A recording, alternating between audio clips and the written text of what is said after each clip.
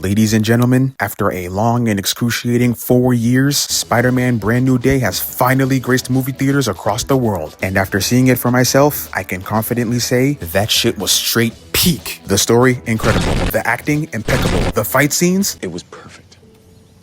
Perfect.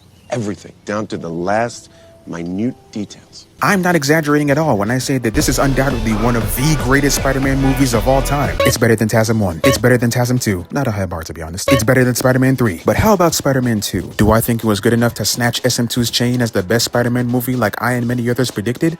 We'll get to that later. First, I'm gonna go ahead and talk about everything I liked about the movie. After an entire decade of being memed as Iron Boy Jr., we finally got an MCU Spidey movie where he's truly on his own. No Stark Tech, no Avengers, all his gadgets are made by him, and most importantly, his life sucks. That's exactly what we wanted. Now, I don't know if his life sucks too much. Bro is supposed to be broke, yet he has a whole Samsung flip phone, but I digress. One of the things I really love that I haven't seen too many people talk about is the fact that Spider-Man feels real in this movie. And I don't mean real as in relatable, I mean real as in he deadass feels like he exists. In the other movies, most of the time, bro is either fully CGI animated or in front of a green screen. And while that doesn't really damper the experience of the other movies too much, it's still pretty noticeable. But here, they completely fixed that. You can clearly see Spider-Man. He is there. He's in the costume. He's interacting with the people. And most importantly, he's in New York. And not just New York, but the streets of New York. That was one of the aspects of the Raimi films that made them so special. And the B&D crew clearly understood that. And I love that so much because it really makes it feel like Spider-Man's amongst us. Like any one of us could be Spider-Man. Hell, you could say it makes you feel like Spider-Man. Oh, brother, this guy stinks! Of course, I gotta bring up the visuals because they were genuinely orgasmic. New York hasn't looked this beautiful in a Spider-Man movie since TASM 2. Like this shot right here, bruh. This is the most beautiful thing I've ever seen in my life! The first web-swinging scene gave me heavy TASM 2 vibes. We finally got a good web-swinging sequence in the MCU. I used to pray for times like this. And of course, the action was fuego. Them niggas definitely 100%ed all the Insomniac games before making the movie because they for real had my boy hitting circle plus triangle. If you've seen my video about the trailer, then you'd know that's all I wanted. Let me see Spider-Man hit a nigga with this type of move and I promise I'm gonna be in that movie theater straight booming. And I can confirm that's exactly what I did. This scene right here, the moment it's out on digital, I'm meat riding with the swiftness. And out of all the villains, my nigga Scorpion definitely got it the worst. The trailer didn't even show us the full extent of just how badly bro got violated. He finally came back after nearly a decade of not being in a movie just to get done like this.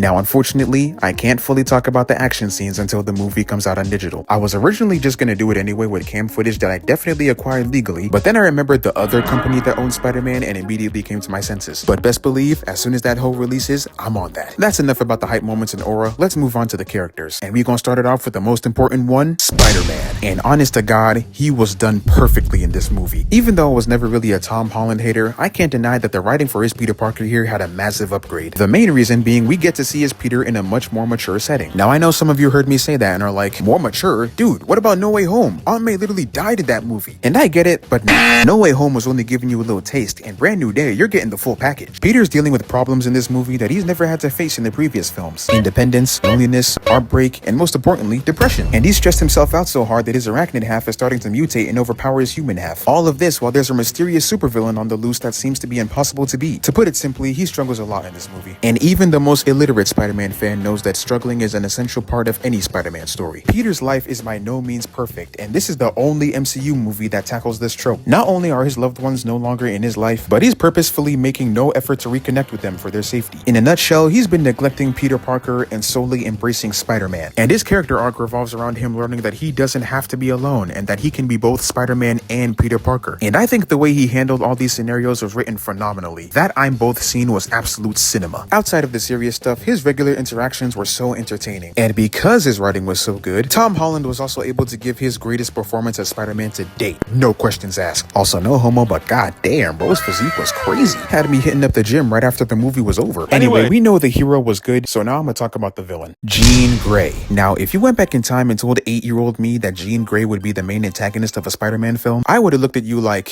how did you get in my house? Now, normally, the idea of an X-Men member being the villain of a Spider-Man story instead of a Spider-Man villain would have any comic fan like, Get the fuck out of here!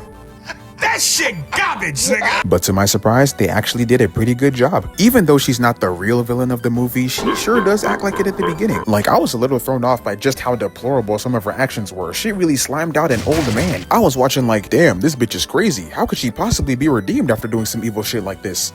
Oh wait, that's like the entire point of the X-Men. I've seen some people saying they can't rock with her since she was sliming innocent people, and on one hand, I get it. But on the other hand, this is the same fandom that glazes Loki and Wanda to death, even though they did much worse. Some of you niggas are lying. I think they did a great job with her backstory and setting up her motivation, because that flashback really had me feeling bad for her. Also, I'm still in disbelief about the age gap between Sadie Sink and the girl that played her older sister. Fair fucking play to them for making it so believable. What ultimately sold me on her character was the scene with her talking to Aunt May and Peter inside his mind. That shit was high-key beautiful. R.I.P. May. And her keeping Peter alive whilst he was in the hospital was just...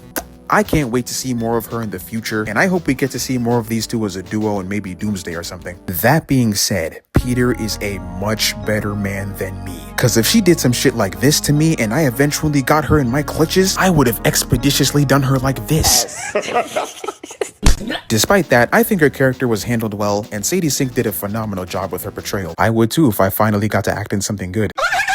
But it would be an absolute crime if I did this review without bringing up the Punisher, cause my god, he was undisputedly one of the best parts of the movie. Every single scene with him in it had me grinning from ear to ear. Even though this isn't an R-rated project like we usually see him in, he still manages to shine. And despite the fact that every problem in this movie is way above his pay grade, he still feels important. And that really contributes to this movie feeling like a comic book. His interactions with Peter, both comedic and serious, were terrific, and I love how their relationship feels just like this. The ending scene especially solidified their dynamic for me, and I like how it's much healthier than his relationship with Daredevil. Mainly because Frank knows Peter's a kid with a genuine good heart, whereas he can't respect Matt's idols because he's a hypocrite. And props to them for making a character like the Punisher comedic gold. The scene with him pretending to be Spidey genuinely had me dying in my seat. Ned and MJ were great too, especially the latter. Every scene with her and Peter was emotionally investing and devastating, and it really has me wondering if they'll ever get back together, or maybe they'll let him crack Black Cat.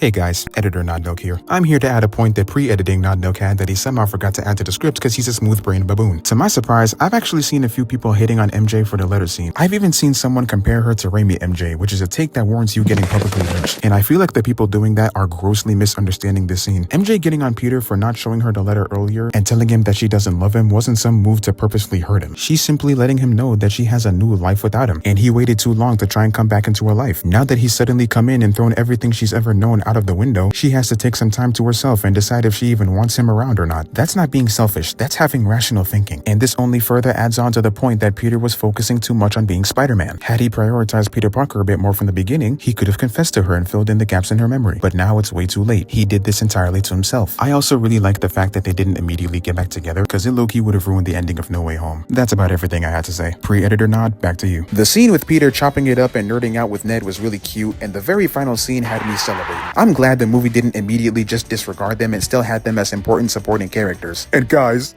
we finally have a movie where the Hulk is the Hulk. I used to pray for times like this. The overall story was great from start to finish. One thing I really liked that I've seen a bit of divide on online was the VMAX reveal. The way they handled that twist was genuinely brilliant, but I've seen some people act disappointed that it wasn't some kind of big reveal, and to that I say, shut your bitch ass the fuck up! And the scene with him seeing everyone cheering outside the hospital and realizing just how much he means to the people of New York was nothing short of heartwarming. It nearly brought a tear to my eye. Seeing all this greatness in the theater really had me in my seat thinking to myself, that nigga John Watts needs to be hanged by the balls. What the actual fuck was he doing for that entire 5 years? He was whipping up shit in a kettle, boiling shit. Actual shit, like boiling poo in a kettle. That being said, there were a few things I didn't really like, but most of them are just personal grievances rather than criticism. I was a bit disappointed by the fact that these shots with the hand, Tombstone, and Boomerang were all just montage flashes, especially Tombstone. I was really hoping to see him give Spidey that spectacular Spider-Man treatment, but I understand that this is most likely for setup, and we'll probably be seeing these characters again in the future, which I cannot wait for. Hey, if Miles ever gets introduced, do not let bro near Tombstone.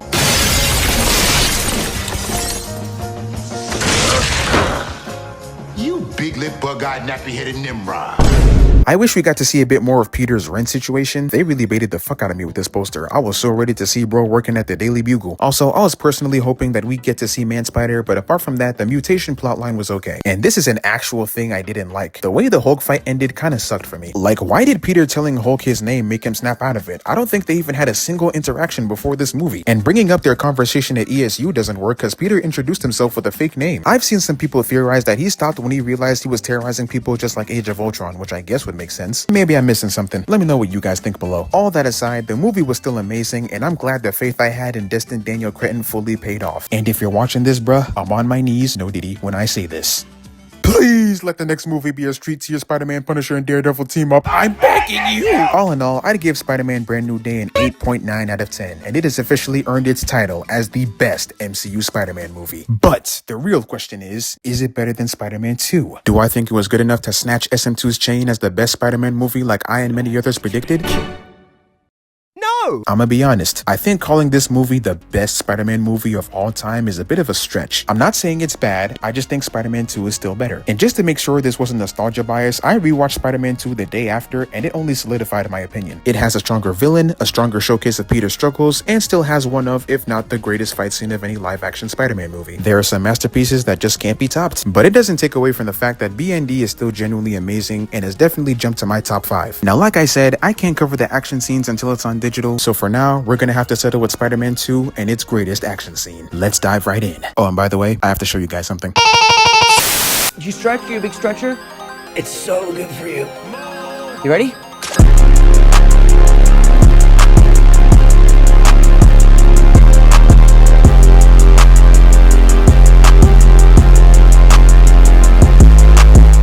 And the scene starts with my goat Peter 2 swinging through the streets of New York on a mission. He just got absolutely violated and his main eater got kidnapped by Dr. Octopus on some Princess Peach shit. And you already know Mr. Peter Captain Save-A-Ho Parker wasn't gonna stand for that. Doc Ock had given him a time and place to meet him so that they can run the fade. And the only reason he's doing all this in the first place is because he blames Spider-Man for his wife's death and his science experiment failing. When in reality, both of those situations were entirely his fault. Motherfucker recreated Escanor's cruel son in this enclosed room full of people, then had the nerve to act shocked when that shit almost blew up the function. He might be the smartest dumbass I've ever seen right next to this nigga. Peter speeds over to his location just to find Ock already waiting for him. And this is where we get to the action. Where is she, nigga? Don't worry about her right now, little bro. Man, shut your hentai tentacle having ass up. Where the fuck you take my girl, bro?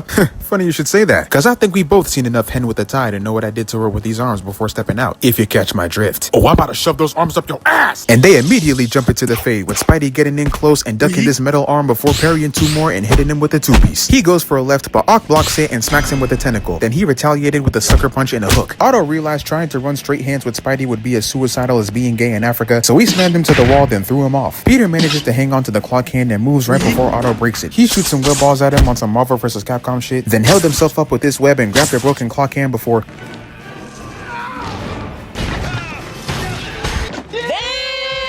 Yeah, you can't convince me he wasn't trying to murk bro right here. If Ock was even a second too late dodging that shit, he would have been twinning with the Headless Horseman. Regardless, he shook off the murder attempt, then broke the hand in half and shot them right down. Spidey knocks him aside only to get smacked down, but then he said, "If I go down, I'm taking you with me," and webbed Doc up to pull him right down, had both of them going down, down, down. They land right on top of a moving train, sending them both rolling like some tumbleweed before they finally square off with Spidey hitting this iconic stance. Pose was so tough, even Spectacular Spidey had to jack that shit. He copied my whole fucking flow! Word for word, bar for bar! He launches himself straight at Ock and lands 2 kicks on his face before jumping back. Otto immediately tried to counter, but he weaved both of them shits and hit the meanest limbo I done ever seen. Then he goes under this arm and swings into a kick, nearly knocking bro flat on his ass. And Octavius knew at the rate he's getting cooked right now, he wouldn't survive in a Sinister Six group chat. So as soon as Peter landed, he caught his legs, gave him some CTE, then threw him at this footbridge. Now for any other nigga, this would be GG's, but for a nigga like Spider-Man, this ain't shit. And as if he was participating in Hole in the Wall, he rotates his body and perfectly slides through these gaps. He jumps right at Doc like a FNAF jump scare, tackling him off the top, and they deadass started scrapping on the side of the train. Nah, these niggas are moving wild right now. This is exactly why I love Spider-Man so much. You really won't see any other hero consistently run such unconventional fades. You love to see it. Ock grabs him and rams him right through the train doors, with Spidey freeing himself with this pole and swinging right back out there. And I love how shorty over here don't even give a fuck. They're in New York. This is just an average day on the subway for them. He enters a brief struggle with Doc, and this part is so tough, I can't even commentate over it. Just watch.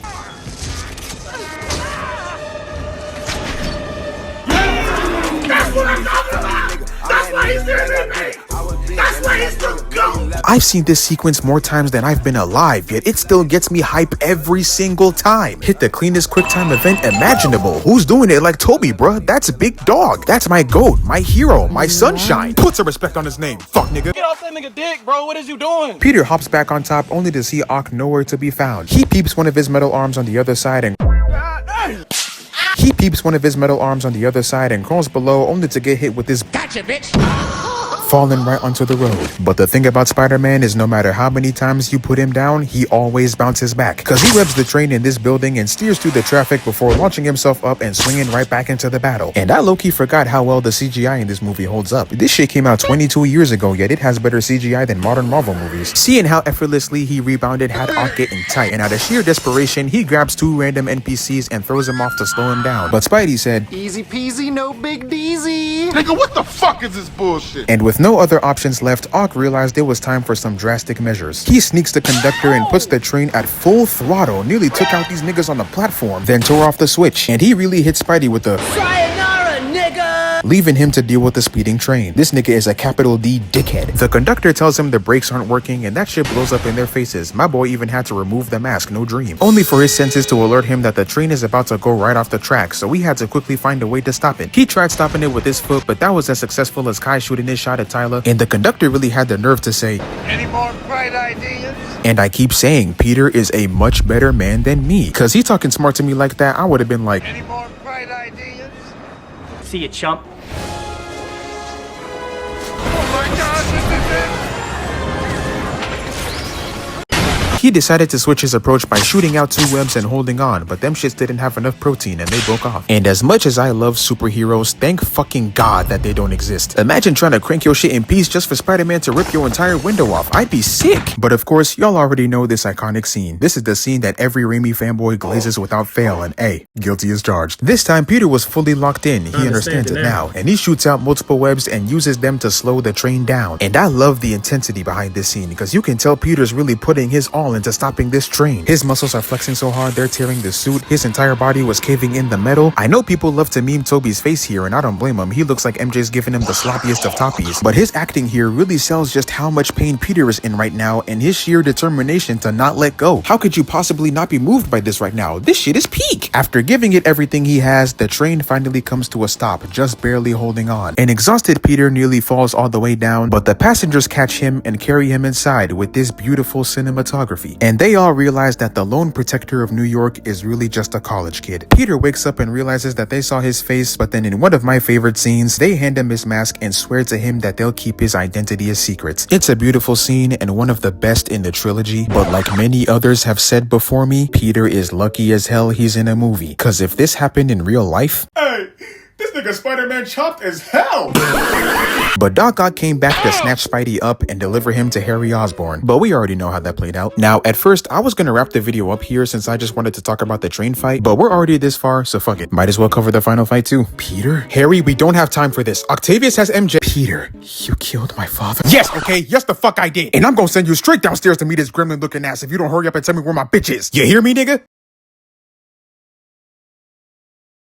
Peter finally located Otto's hideout, and it turns out bro is still trying to finish his experiment. Why are you still doing this shit, Unc? Just let it go. And this time, it's even worse, because if bro manages to get that thing up and running, it would take out the entirety of NYC. We already came close to that outcome when the Knicks won the championship. We do not need a successful attempt. Spider-Man, I knew you were still alive. Don't worry, baby. Soon as I get you out of here, I'm finna show you why they call me Under Ruse. Ooh, you gonna show me your secret web shooter? You know it, baby.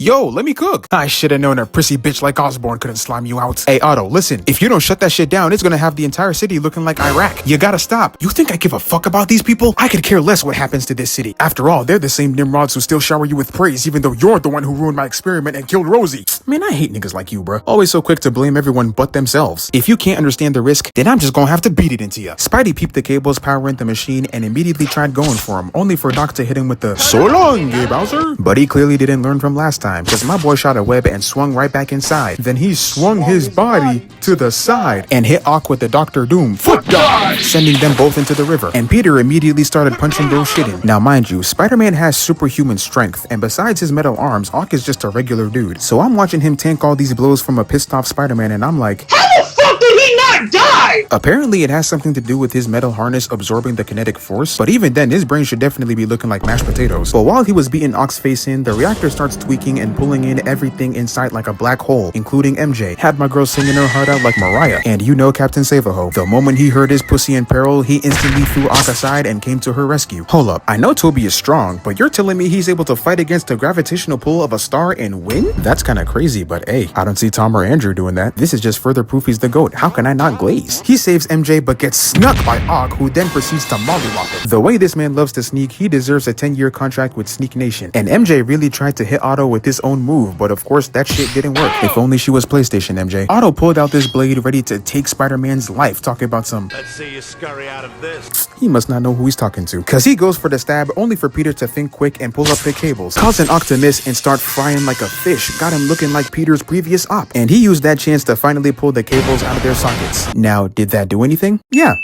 It made it worse. Shit was starting to resemble pre-Ozempic Lizzo, and the entire city was getting sucked in, no Bonnie Blue. With no options left, Peter goes to Octavius for help, taking off the mask and even using Talk No Jutsu on him. And surprisingly, that shit worked. Otto decides to sacrifice himself by drowning the reactor in the river so that Peter can save MJ. And MJ finds out that both of her sneaky links are the same person, which had her gushing like a snack. Also, I gotta play the meme because it's iconic.